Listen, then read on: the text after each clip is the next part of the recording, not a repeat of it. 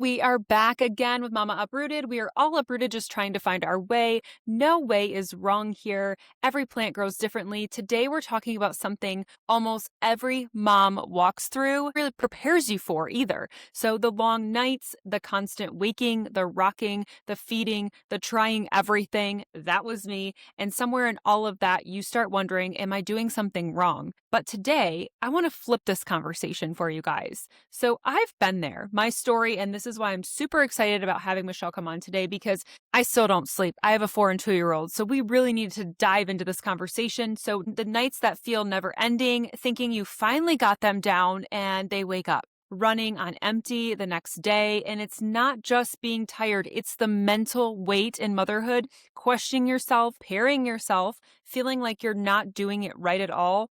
And if you're that right now, you are not alone. Today, I'm joined by Michelle, a certified sleep consultant and a mom herself. She's just not here to give advice. She understands what this actually feels like. This is why she started what she does every single day. Michelle, I'm so glad you're here. Introduce you to the Mama Uprooted community. So tell us a little bit about yourself and what really got you started on the route of being a sleep consultant for families. Yes, thank you so much for having me today.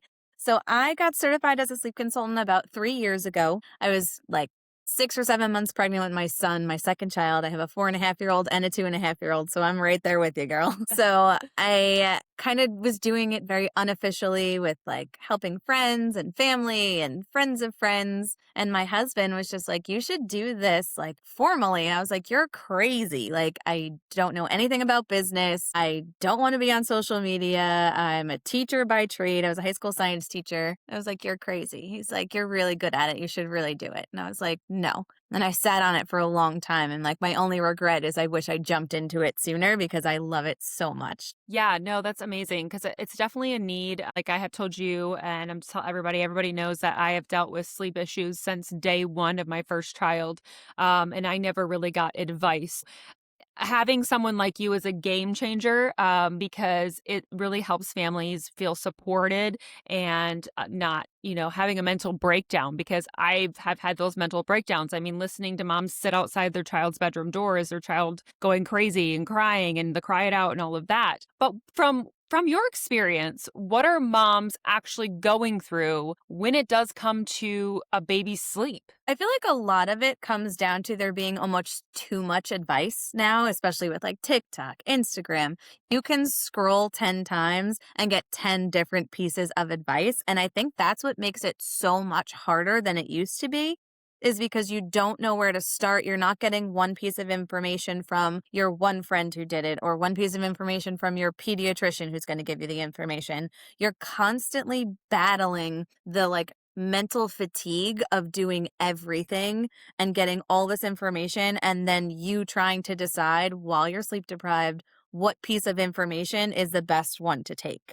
And that's like really difficult, as if there's not enough things to worry about during the day. Like sometimes it's like where to start almost feels so difficult that people just don't want to start and don't know where to go and don't know where to look.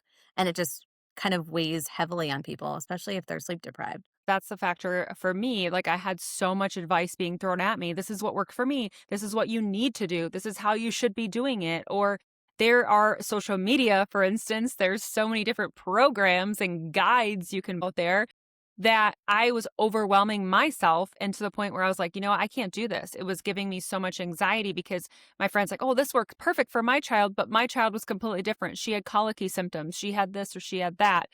And so going through it was, a hard, difficult time. Like I was talking to my girlfriend, she's like, this worked really great with my baby, but I'm like, this didn't work at all for me. Like I was going to have a mental breakdown from the program she was doing compared to what I was going to do. So a lot of it comes down to like temperament and just like your everyday life. So routines. And there's some babies that take to things much easier. There's just easygoing people. Same thing with adults. There's easygoing people. There's high strung people. There's people that are very anxious. And we see a lot of those different personality traits, even in our little newborns. And a lot they feed off of kind of the adults around them and how they're feeling and how they're doing. So you're also battling different health issues and medical issues. Like acid reflux is very, very popular, especially when they're little. They have this new digestive system that they're trying to work on. What are they sleeping in? So a lot of people are putting them in bassinets, snooze, all these kinds of things, bed sharing. So every baby kind of takes to things differently. And that's why it's so nice to have one person to be able to look at the data, look at the information, and say, hey, this is what I'm dealing with. Can you guide me in the right direction rather than you trying to figure it out on your own? So sometimes it's as simple as the space, like their sleep space. Sometimes it's as simple as, like, I just am working with a 2-year-old right now. All we had to do was change the sound machine noise because they had a very varying tone. They're doing these nice ocean sounds, which is great, but a varying tone actually brings people out of their sleep cycle, similar to a TV, where the same TV that puts you to sleep as an adult, they laugh and it wakes you up in the middle of the night. So all we did with the first night was we changed the tone to a consistent tone, like a white noise, brown noise fan kind of sound. And this little one hasn't slept through the night in months, slept through the night first try. So sometimes it's literally one little baby piece of the puzzle that you just don't know is such a big piece. And that's what's really frustrating because it almost feels like I know so many people that have, like you were saying, tried something and it worked for one person and not for the other.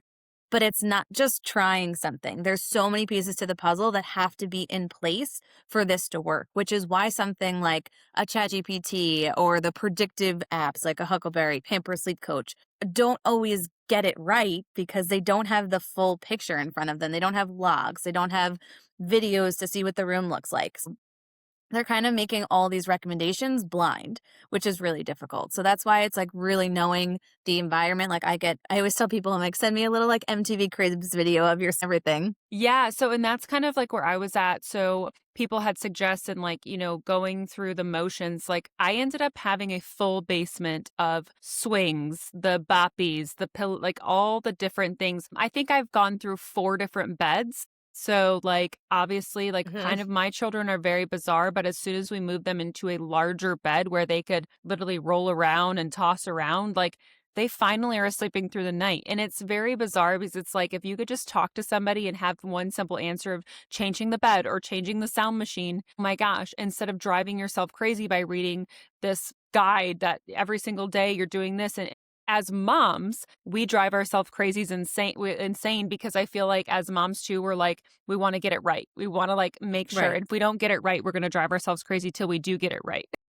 Hmm. So, I mean, oh my Absolutely. gosh. Yeah. So it's very difficult. And I love that you said like the MTV Cribs, like, yes, like show me a video of your sleep space. What does your environment look like? Everybody is living in a different environment. And we're all different. All moms are different. That's the base of my podcast. We all are growing differently. We all are Hmm. doing different things. So, but so many moms also feel like they're doing something wrong. We feel like we're doing something wrong. And that's what I always felt like. So I was always looking for a Right. different answer. So with your moms, is like, do you see that often? Like moms are like, am I doing something wrong? Are they in this panic mode? Yeah, a lot of the times that's where they've gotten to is like where they tried to figure so many people try and figure it out on their own first and then have this feeling like I did this and I failed, which is like I had to go through a whole certification I didn't just wake up knowing how to do this. Like there's schooling that goes into it. So I always tell like my moms that come to me, I'm like, this is a safe, like no judgment zone. It doesn't matter where you started, where you went, as long as we're here now together and we can communicate, then you're going to be fine. But we see it all the time as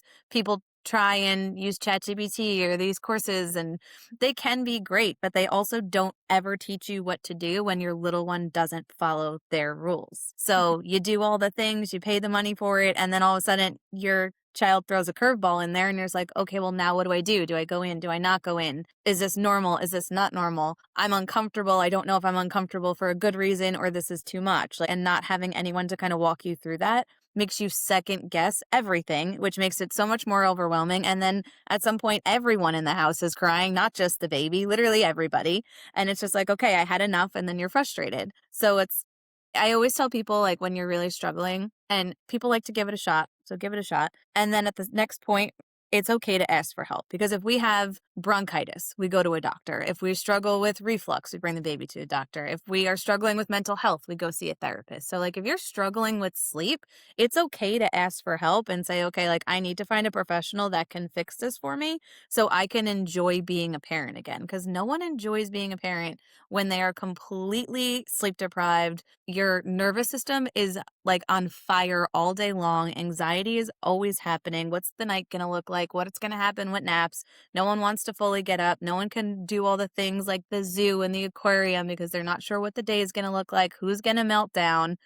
and it's stressful. Yeah, no, it's so stressful. I mean, for me, that's where I was at, like the mental game, like not, I need sleep. Like, I feel like I had someone ask me one time, they were like, how much sleep do you need to be able to function throughout the day? And I'm like, I need a full night's rest. Like, I'm not those kind of people that can sleep 4 or 5 hours and be fine. Like, I personally am not. So the more and more I don't sleep, the worse it gets for the entire family. You know, Right. it's causing your marriage to have issues. It's causing your other child to have issues. Like all these different puzzle pieces just kept they keep going. And what I love about sleep consultants is that we have you available because I feel like more doctors need to be okay talking about, hey, I have a lactation consultant. I have a sleep consultant, passing the Mhm. work off to somebody else that you can work on one. I didn't have that with my provider. Not hating on my providers at all. But the thing is, when I told my provider, and y'all are going to be like, this is crazy. And my mom thought it was crazy. But called my provider crying several times. Like, I Mhm. need help. Like, I was feeling so negative inside. Like, that's where those mom thoughts come in. Like, people get those Right. negative thoughts and, like, I'm going to throw my baby kind of situation, right? Because we're so sleep deprived.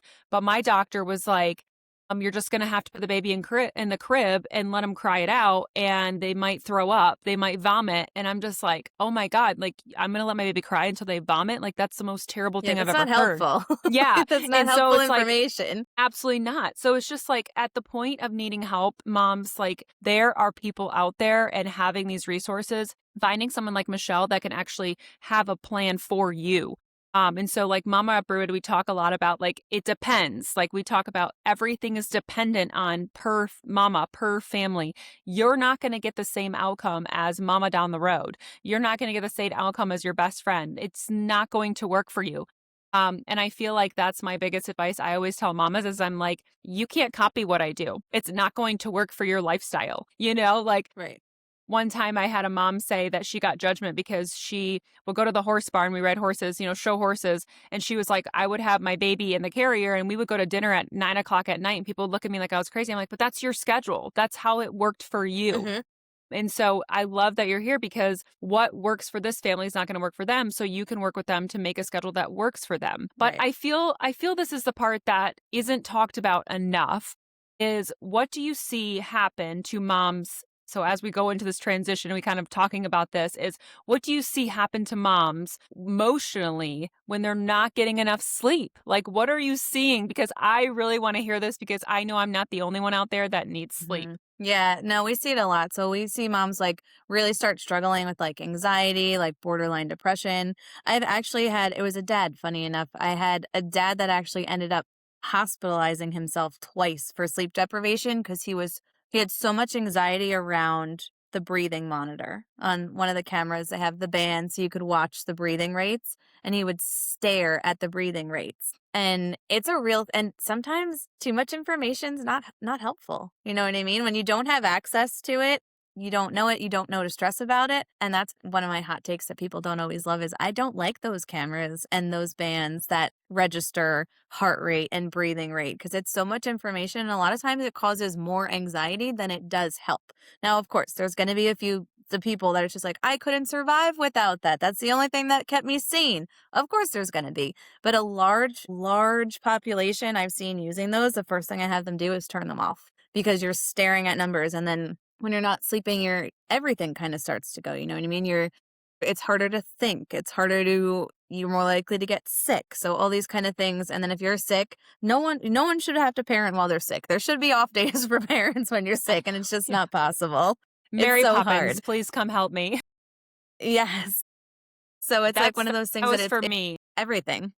Yeah. It's No, literally everything that's the affected. monitor, love the monitor, but I also kind of hated it as well. So I kind of agree. So with the monitor, I loved that it did do the heart rate and things like that. But once the baby was transitioned to the crib, it was like I was looking at the camera way too much, Mhm. you know? And so now that my child actually just, you be proud of me, I just took the camera down in the big boy bed last night. I was like, you know what? I'm not utilizing it. He's breathing on his own. He's doing well. Like, Yep. there's no reason. I can hear his little feet coming through to the Yep. bedroom. And I can hear little noises. So that's what I've been trying to remind myself too. Like, I don't need this because I do wake up with the quick little pitter patters, to the Yeah. bedroom. The second their foot hits the ground, you're like, "What? Who's Yes, up?" yes. I mean, dad doesn't hear that, but I do, you know?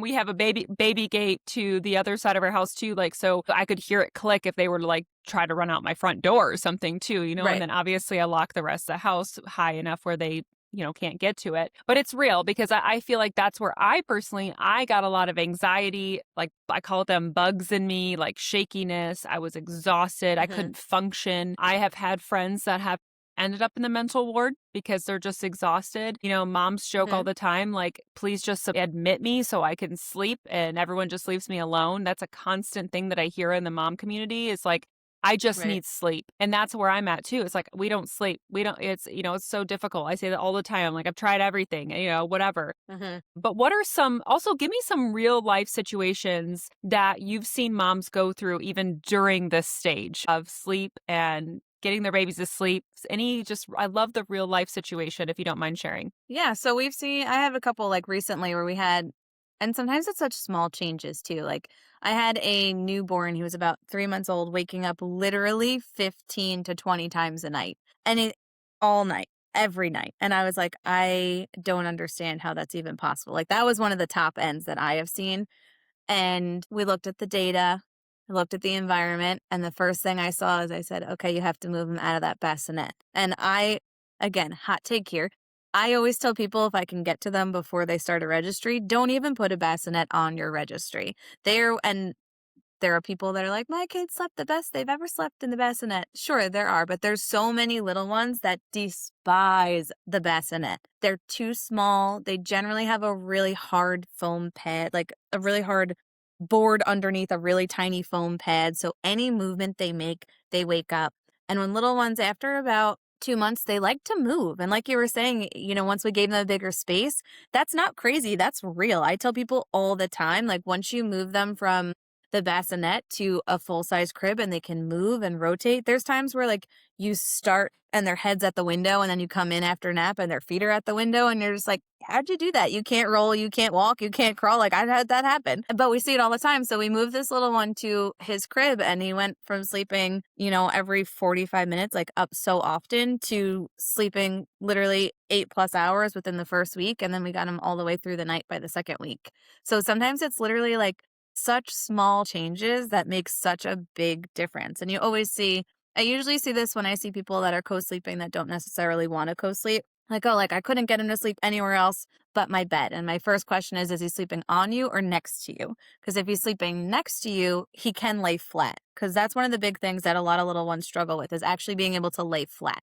So if we can see he lays flat and he sleeps better in a bed, that means he needs a mattress versus a bassinet pad. So then I always switch to a bigger space. And then again, we saw him sleeping significantly longer very quickly. So it's just like these really little things No, that make that's like a really amazing. big difference. And it's not Yeah. always that easy at all. Like No, no, there's times absolutely. that it's not always that easy. No, absolutely. I mean, my first she's very colicky and she's got to have me and she's very clingy. But for us, it was seriously like I just started buying bigger beds. And I'm like, after like years later, I'm like, really? She just needed a bigger bed? Like, even Mhm. today, like she has a twin bed. She won't sleep in the twin bed, but she'll sleep in her full size bed. It's like she'll sleep all night in the full size bed. So we're like, okay, I guess we need the full size bed. It's just like but the crazy thing is she doesn't move a lot. She really doesn't flip and flop. It's just something about having this bigger space. I don't know. Now my son was okay with having the crib, but I love that you said, I wish that we could normalize baby showers after having a baby. Like, I can know. we please do that? I Because know. I spent thousands and thousands of dollars of all these registries that I thought I needed. And then I spent all this time returning or selling them on Marketplace. Mhm. thousands of dollars in my basement. I'm not kidding. My friend told me to try something. I would order it on Amazon. Buy, buy, buy, buy, buy. Mhm. And I just wish there was a way we could just, I say, moms, like, people are like, what do we need to buy? And I always say, it depends. Like, it depends on what your baby, like, nobody knows what your baby's going to come out like and what they're going to Right. like. Like, neither of my kids like the Swaddles. swing. Yeah. Mine hated Yes. swaddling. Hated Yep. it. Hated it. Like, do not tighten me up. Do not put me in a swing. I bought every single swing. No, ma'am. They're like, Mhm. no, no, I don't need it. Like, I'm good. Yep. Yeah, my daughter was also, like, very independent. As soon as she could be on her tummy, as soon as she could walk, get like, she was like, I just want independence. Leave me the heck Mhm. alone, you know? And now I'm Yep. happy. I'm a happy child. Like, it's so bizarre. But there are moms, like, up in the middle of the night crying and feeling completely alone, because that was me. My husband works swing shift. Up in the middle of the night, we're so sleep deprived. We're crying, you know, and we're feeling completely alone. You have nobody to call. It's the middle of the night. We're literally getting through this on our own. What would Mhm. you say to this mama? What would you say to her? Ask for help. That's literally like these things can last for years without help and fixed in a couple days. So there's so many cases where I you can literally have it fixed, kids sleeping independently overnight in even a few days, like 3 days is often we see sometimes. But most of my packages are about my toddlers are a little bit longer because toddlers are like a whole different breed of individuals.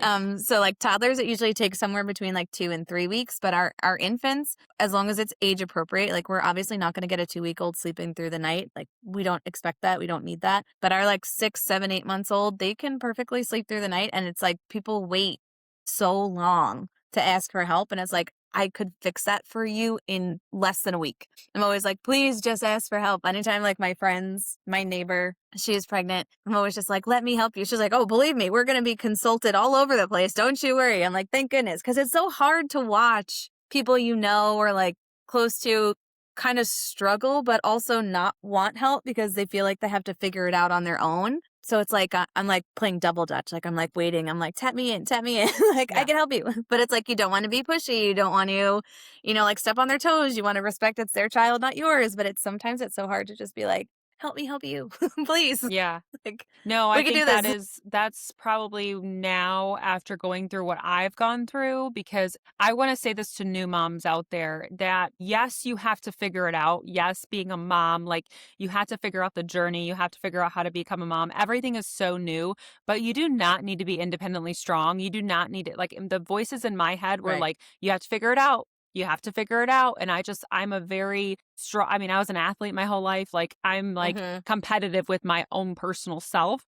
And so I kept telling myself, like, I don't need to ask for help. Like, my mom lives down the road and I could have constantly asked her for help, and I just didn't ask for help enough. I got to the point where this is where I say, first moms, like, I got so mental where I lost myself completely because of no sleep and not asking for help, that I don't like, there's things I don't remember. Like, my eyes were so blurred over from having my Yeah. first kid because I didn't ask for help. I barely took a shower. I barely brushed my hair. I mean, my hair fell out. Like, I went through very difficult, but ultimately, I'm not necessarily blaming myself, but I didn't know. Like, I didn't have people saying, like, Right. you need to ask for help. So here is my thing to all the new moms out there. It is okay to ask for help, because this podcast and what I'm doing is like, you are not alone. We're all going through Mm-hmm. different struggles and we're all in this together.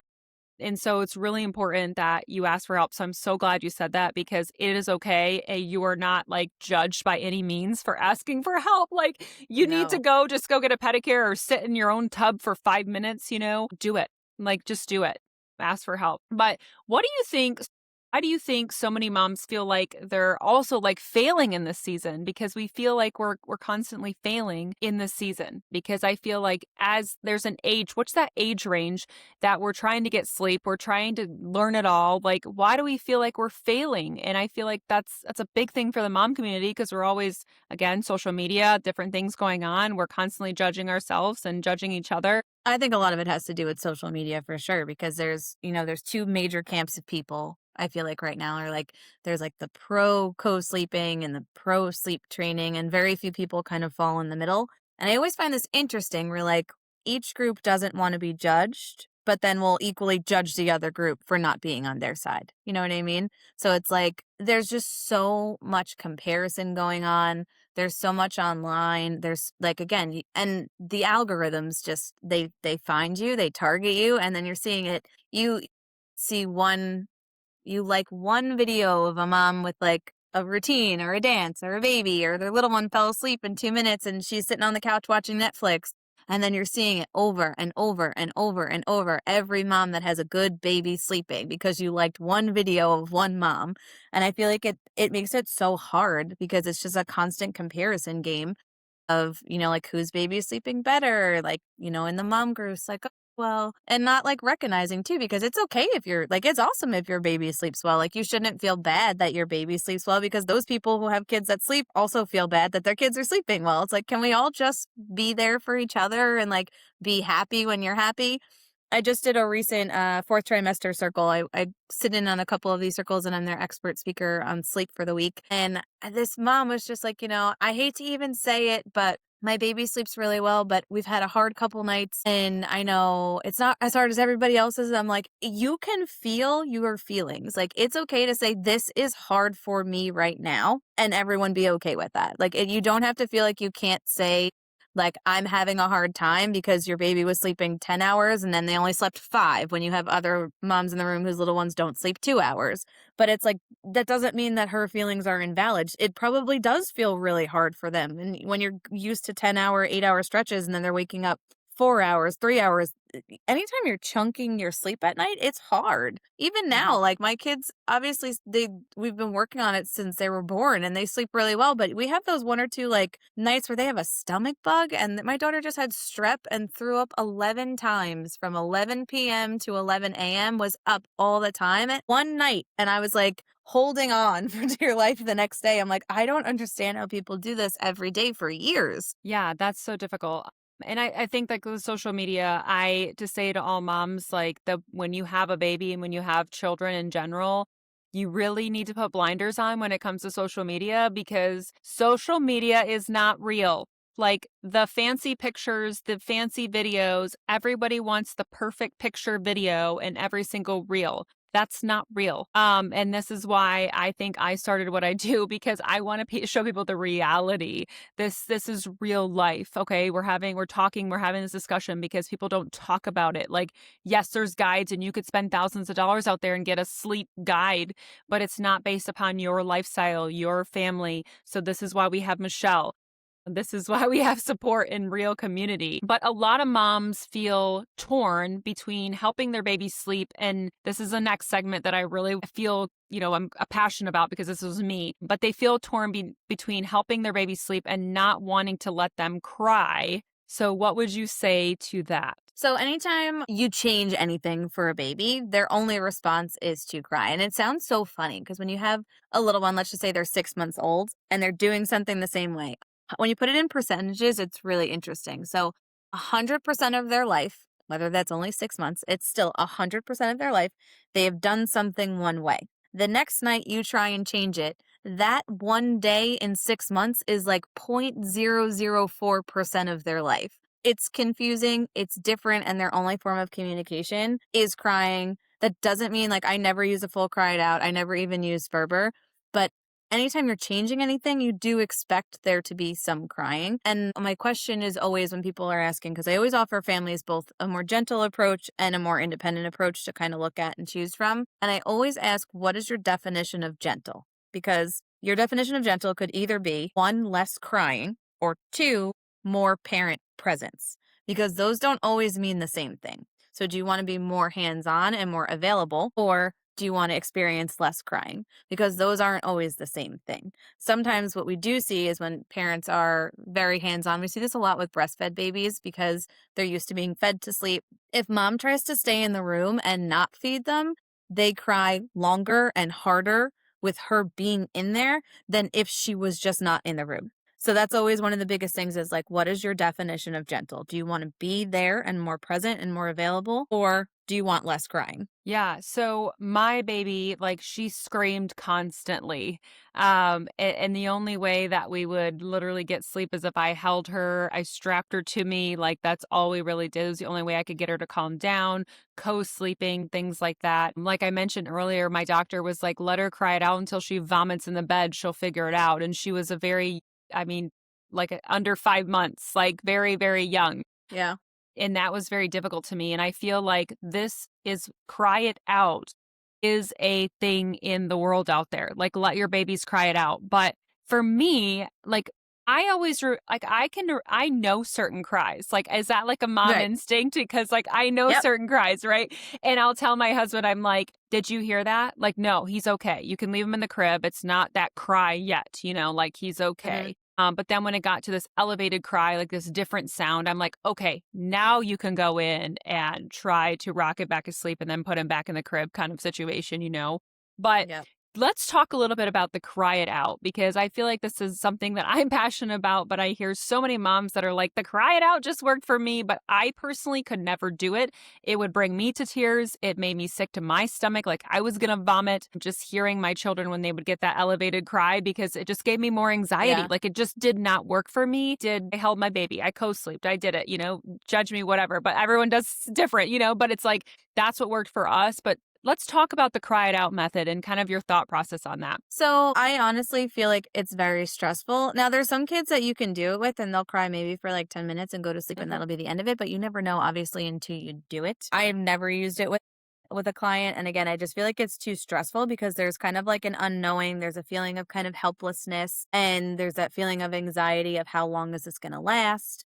I do feel like it builds more compliance based than confidence based. Like my biggest thing is like I want our little ones to be confident in their space, not compliant in their space. Like we want them to be in their bed because they want to be in their bed, not because they have to be there. And I feel like a lot of the times the cried out method does create more of a compliance base, like their batteries die and they're kind of just get used to that happening. So it's not really helpful in the long run because they don't necessarily feel like safe in their space, or they do. Sometimes they do and they just are over it and they're like, okay, whatever.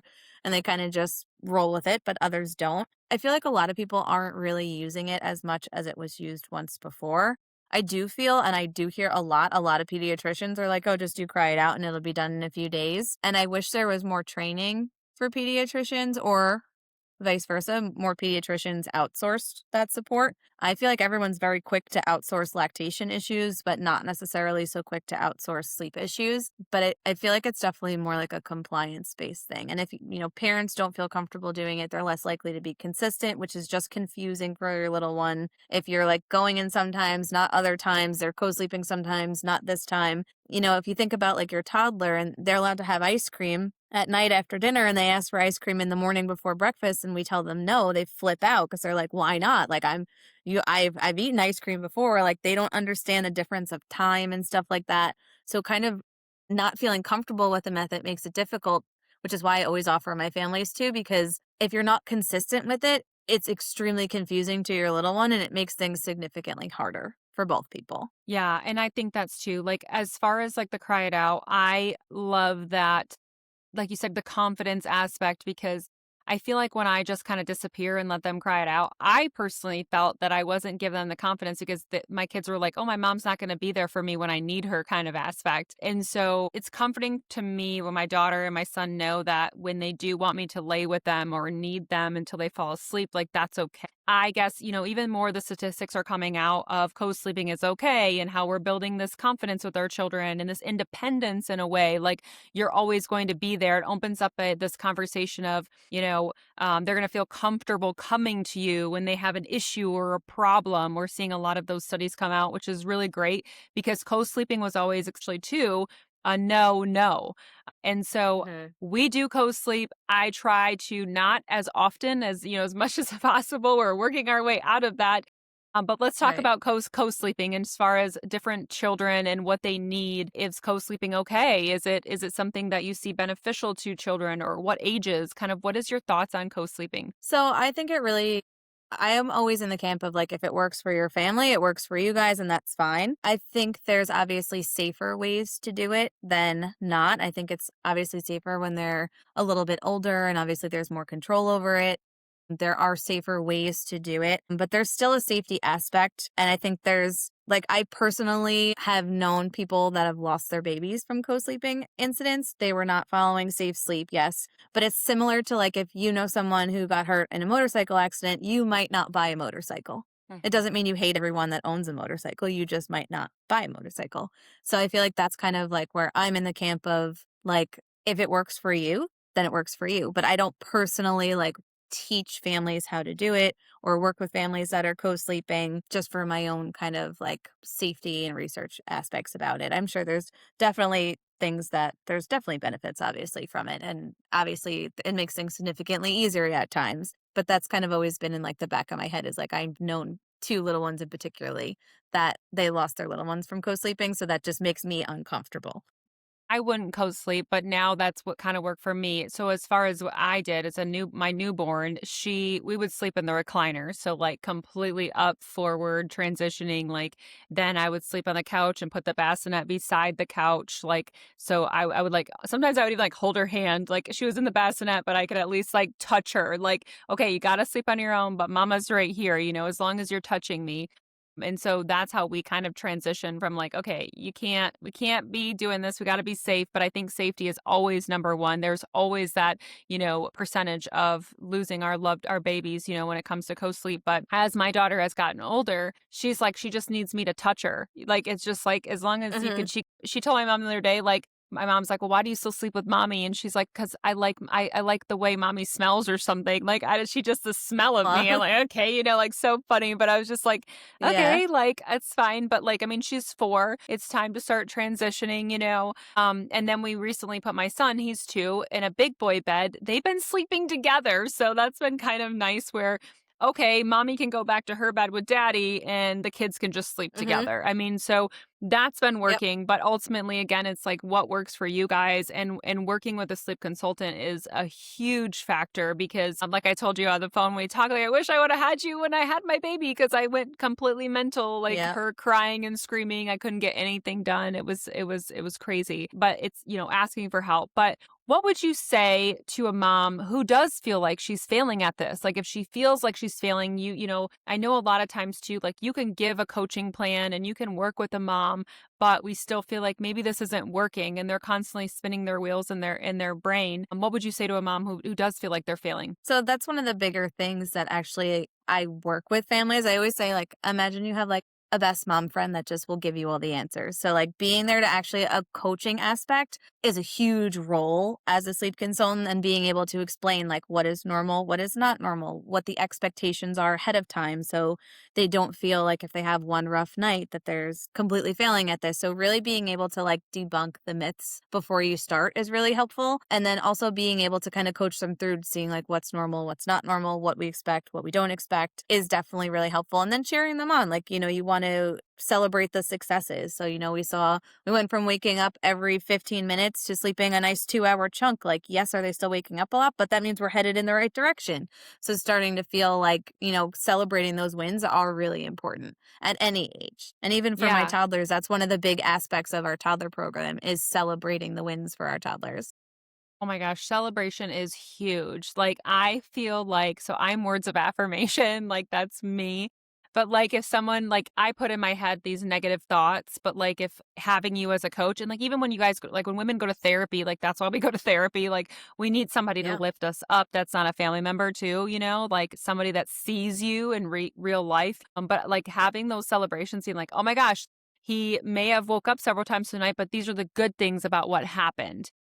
And Hmm. so I talk a lot about mindset shift and things like that, and really putting those positive thoughts into our brain, because the more we put negative in, the negative things happen, things like that. So I love that you say that, because celebrating mamas is a huge thing. Like even if it's a little win, it's a big win in our eyes. Like that's so Yeah. important And to sometimes definitely people talk can't about. see it. Like sometimes Yes. they don't even see the little wins because they're so bogged down with the other things that might be going wrong. So it's really important that you do point out, like, if was bedtime smoother, are we sleeping longer stretches, are we not fussing as much when we're putting them down, are we taking fuller feeds, like any little win is one of those pieces to the puzzle that we talked about, that when you all get them together you get those nice stretches of sleep.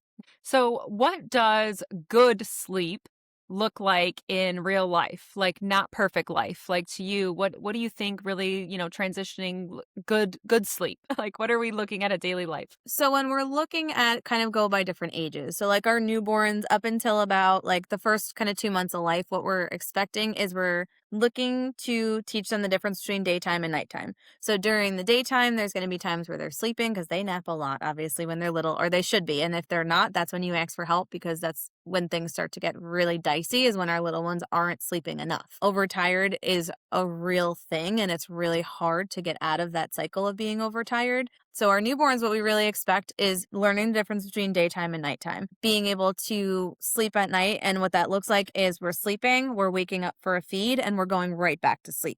Versus during the day, we do expect them to wake up, do some stuff, play, stay up a little bit, and then go back to sleep. So good sleep or good routines that I like to see in those newborn stages are teaching them the difference between day and night and being able to see them just simply wake up, take a feed, and go directly back to sleep. Generally by around that 4 to 6 month mark is when we can see them able to sleep through the night without feeds. So are we seeing they need the feed or they want the feed? Which is where the data plays a really big toll. So if we're looking at the data, are we seeing them take a full feed and then go back to sleep? Or are we seeing them take 1 or 2 ounces and then go back to sleep? If they're taking 1 or 2 ounces, they don't need the feed. They want the feed just to kind of help soothe them back to sleep. So we work on kind of taking those out. So generally between 4 and 6 months, we start to see them sleeping independently between 11 and 12 hours overnight. That we generally see go until our mid twos. We'd usually see a full like 12-hour split, 11 to 12 hours overnight. There's a big misconception that naps stop close to 2, but really they should be napping. Most little ones will actually need a nap closer to even as close to 4 as you can get, I always say. There's little ones that are different, but a lot of times people drop the naps because of a regression. So, like their 2-year-old starts fighting naps because they're in the middle of a sleep regression. And then they just are like, oh, well, it's easier if we just don't fight it and then we'll just put them to bed and they fall right asleep. But we do tend to see a lot more wake ups with that. We see a really rough like 5 to 6 p.m. at that because they do need the help and they do need the sleep to kind of get that bridge to the end. And then as they get older, they require less overnight sleep. And it gets really interesting around that kind of like 3 to 4 year, 5-year-old range, where some kids will sleep 13 hours, 12 hours overnight, and some will sleep 10 hours overnight. And all of that is considered normal still. What is one thing that you wish, though, every exhausted mama really truly understood when it came to sleep as well? Like something just to kind of an empowerment here. I think a lot of it is like once you find something that works for you, stick with it, but don't obsess over it. Because there's some people that like their baby will sleep one time overnight and they'll be like, okay, what was I wearing? What book did I read? How many times did I rock them? And they try and replicate almost like this ritualistic thing of because they're like, okay, I finally got them to sleep one time. But it's about like routines and kind of like getting in the groove of things. So once you get into the groove of things, it's significantly easier. So people are really concerned that like once you sleep train a little one, that they won't be able to sleep in the light. They won't be able to sleep at a grandparent's house. They won't be able to sleep if you go on vacation. And a lot of times it's the opposite, that when you do work on sleep and work on sleep training and routines, that if you can just replicate those routines in other areas, they do sleep well. They can sleep in the car. They can sleep at a grandparent's house. They can sleep on vacation because their body is so used to going to sleep in a particular way. So like we're about to be traveling soon. So we're thinking like, okay, what are we bringing with us to keep their consistency? So like what stuffed animals are we bringing with them that's consistent? What blankets are we bringing that's consistent? What books can we bring with us that's consistent? So when there's a lot of things that are inconsistent, so finding the consistencies that you can continue to bring with you is really helpful. Our sound Um, machine, are they going to have the same sound machine or the same sound on, the same color light on? So little things that are not a big deal to us makes it easier for them. So that's a great topic. So when I get frustrated because my kids don't sleep for me, but when they go to my mom's house, my mom always says, and I don't know if she's lying or not, but I'm sure she's telling the truth, but she'll say they slept through the night, like no problem. And I'm like, I spin my wheels. Like what is wrong with me? What did I do wrong? Like what are you doing versus what I do, you know?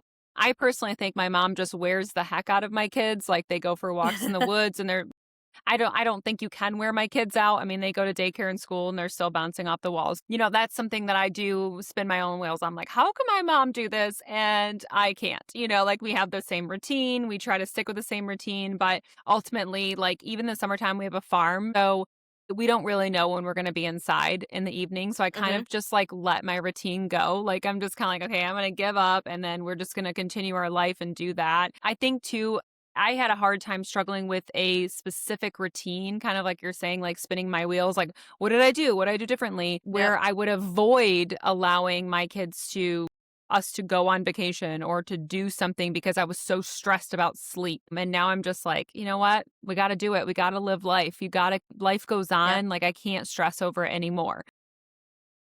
Yep, that was literally I just did a post the other day about it, about, like, make the memories and do the things. Like, the other night, it was, like, a Friday night, and I was just kind of, like, in a mood, I feel like. The weather in New York has not been really good, like, it's been cold till the last couple days, and the snow was crazy, and I was, like, kind of flopped on my bed, and the kids were still up, and it was close to their bed. It was, like, 6:30 or something. They usually start heading into bed around, like, 7:45, 8, and my husband walked in, the kids they run in, and I was like, "Do you guys wanna do something?" And they're like, "What?" And I was like, "Let's go bowling." And he's just like, "You know what time it is, right?" I'm like, "Yeah, who cares? Like, it's Friday. Who cares? Like, we'll recover tomorrow." And he's just like, "All right." And the kids were like, "Yeah, let's go bowling." So like we went out like almost at their bedtime. We ate later. We had fun. They got home late. They didn't go to sleep until 9 and we were all fine and dandy the next day. Like I always say like make the memories. And the same thing we get this a lot for holidays. Like people always ask me on holidays like do I leave the party early? Do I go to the party late? Do I just deal with it and see what happens and go when the party invite says I'm supposed to be there. And I always say like do what's going to benefit your family and your life cuz some kids know I would rather get a nap in for my little one and enjoy the rest of the party going a little bit late than rush to get there on time, skip nap time and have my kid melting down the entire time because that's not fun for anyone. And if I know, like, my best friend had a barbecue and I was like, okay, I'm probably going to be like an hour and a half late. She's like, good, get nap time in and then they could have a lot of fun when they get here. And I was like, absolutely. So, like, that's not always accepted everywhere, though. Like, my mom hates if I say I won't be there until this time. And she's like, well, we're supposed to be starting at this time. And I was like, okay, that's fine. I won't be there at that time because my kids are going to be napping or like my son's going to be napping because I'm not going to ruin the party on account for like the time to start. My kids were always fine staying late, but I know there's a lot of little kids that like if you are out way past their bedtime, they have a really hard time. Then I always say if you know that they're going to have a really hard time, you're going to also have a hard time because you're the one that has to manage those feelings in the public and do all the things and then deal with it when you get home and deal with it overnight and deal with it in the morning. That always do what's best for you and your family. And if that means going to the party late or leaving early, cool. If that means staying out all night and the kids are fine, go for it. Like we had a New Year's party a few years back. My daughter was 2 and she was up until like 2:30 in the morning, not a care in the world. And she was totally fine. And we had fun. And then the next day we just got back into our routine. Yeah, building those memories, and I think that's how my kids are, like, as long as they get a nap, like, we could go all night, like, you could let my kids stay up till midnight, they would, they're night owls, and so that's kind of as long as they get the nap, though, but I love that you said, like, if you kn it's gonna be hard for you too, so you need to set those boundaries per se for your family, and that's kinda how we were with holidays. I always had said with them being when they were younger, I'm like, they would wanna start at this time, and I was like, "Would it be okay if we started at this time, and then we can stay later?" So I remember saying Hmm. those things as well. So never feel guilty for, setting boundaries even with family members around the holidays, Right. events, especially the summertime. Oh my gosh, like the summertime's so busy. Like our kids need a quick nap, even if it's 30 minutes an hour, Yeah. quiet. We do quiet time. My This, daughter doesn't nap, but we do yep. quiet time. You're going to do an Quiet hour time. of Yep. quiet time. You Yep. don't need a nap. If you fall asleep, great, good news. But if you don't, like we've got to just shut it down, shut your brain down for Yep. a second and just slow down. Yes, absolutely. So I want to kind of get into as we start to wrap up here. I want you to tell the audience kind of what does it look like for someone if I were to come to you and I wanted to join, I wanted you to consult my babies and help me and guide me through this life. Save me, my Yep. saving grace angel. Tell me what it looks like to get started and kind of what does the process look like as far as I know you have different age ranges and different programs. So tell us all about your programs. So it always starts with 3 days worth of logs. So I have, no matter what the ages, I work from newborns all the way up to about 8 years old, always log 3 consecutive days of all the sleeps and all the feeds. So we look for any signs of being overtired, undertired, hunger wake ups, or habitual wake ups, like they're waking up at the same time every time. Then from there, I create a sleep plan. So in the sleep plan, it includes the perfect schedule, bedtime routine, nap time routine, sleep environment, 2 sleep training methods to look at, one a little bit more independent, one a little bit more parent forward. Except for our newborns, it only includes one foundational skill, so we don't sleep train at the newborn stage. And then you do a training call, and then you generally either get I have like my newborns have either 1 or 2 week option. My infants is a 2 week program. And then my toddlers is a 3 week program. With the toddlers, we usually go a lot slower. It includes a lot more as like I send videos to my toddlers as their bedtime buddy. I have a coloring book for them. So the toddlers, there's a lot of different materials. There's goal starts that come into play. There's signage that comes into play. So it's a little bit different. And then you either, when you're working together, you get kind of one-to-one support. So you could send videos, voice notes, messages. I have a lot of mamas love to send voice notes because it's just easier to get your point across, and it's quicker to just send a voice note than trying to like text it and make sure it sounds right. So I always, if we're seeing if we're seeing a little one struggle, I'm always like, okay, send me a video of are they crying? So you can, like you were saying, you can hear kind of the different cries. On our younger infant ages, a lot of time we catch like a reflux or a dairy intolerance, something like that, when we can see the cry that they're doing. What are they doing with their legs? Are they kicking up and down like the whale tail, as I like to call it? That's more like a self-soothing thing.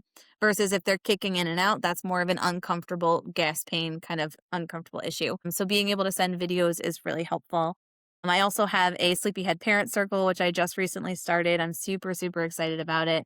It's a safe space, kind of monthly subscription. It's a private Facebook group where people can ask questions. 3 times a week, I have question threads. 2 days a week, I have informational posts for different age groups. And then every other week, we do a live call where people can jump on. So it's really nice to have, especially if like you don't need full one-to-one support, but you want to be able to ask those questions about like, I have a baby shower on Saturday. It's smack in the middle of nap time. What do I do? Or I have my little ones transitioning between 3 naps and 2 naps. I don't know if I should move. Like, what's the perfect schedule? I am having false starts. What do I do? So like when you don't necessarily need like a full support plan, but you just want one person to be able to ask and answer your questions versus going everywhere, all sorts of crazy. It's all in one spot, and I'm super, super excited about my new circle that we just started. So that one's just new and getting up there right now, but I'm really excited about that one because it's nice to have a space. Like we do vent sessions and highlight some from the week. So just kind of a nice, safe space to kind of all the things, sleep and feeds and Yeah, momming and that is all the needed things. for sure. We all need a safe space, and that's why ultimately why I do Mama Uprooted is having the safe space. We're all growing differently, but how do we get through this motherhood? You know, that nobody's going to do it the same. We got to stop comparing ourselves to other moms, but having a group like that is so great because it's like this is working for me, but this is not going to work for me. So what do I do? And having you kind of iterate that's amazing, Michelle, because we really need that in our lives for sure. But Yeah. before we close, I want to leave you with this, everyone. Ask yourself, am I doing this wrong, or am I just doing something really hard while completely exhausted? This is our journal prompt for the week. You are not failing, you're just tired. And that is, we're all tired, we're all exhausted, but we have Hmm. the support here. You have support. You have communities, like Michelle said. You can hire her as your sleep consultant. You can jump on her private Facebook page. There are resources out there that we've never had before. So, really amazing. But, Michelle, before we wrap up, too, can you share where moms can find you on Instagram and how they can work with you, book a consultation, no matter where they're at in this country? Yes. So I even work with out of the country. So anything is kind of all included. But my Instagram and TikTok is Sleepyhead Souls. SOLS is the ending. That is also my website, sleepyheadsouls.com. And it's also my email, sleepyheadsouls@gmail.com. Fantastic. And mamas, if this episode spoke to you, I want you to know you don't have to stay stuck at all in this season. There is support out there for you. Go give Michelle a follow, connect with her, and don't be afraid to reach out for help. We have reiterated that a lot today is talking about reach out for help. Yes. You deserve rest too. Always treat yourself first. A rested, good feeling mama is going to be an amazing mama. We all need it. And if you're listening and you're like, wow, I needed this, don't forget to comment or message me the word of the week when we launch this week's theme to get your free mini root guide in all of our stuff and all of our collaborations. I'll make sure to tag Michelle as well so you can easily click on her and go get a consultation with her. These guides are something simple you can come back to during the week. So I always do free weekly guides depending on the theme. And so this week's theme will be sleep for all of your mamas out there. And so you'll be able to be grounded, supported, and not feel alone. Those are all free to you. So make sure you are following Mama Uprooted on Instagram for more weekly themes, real conversations, and support through every season of motherhood. You got this, Mama. Keep going and do you. Thanks, Michelle.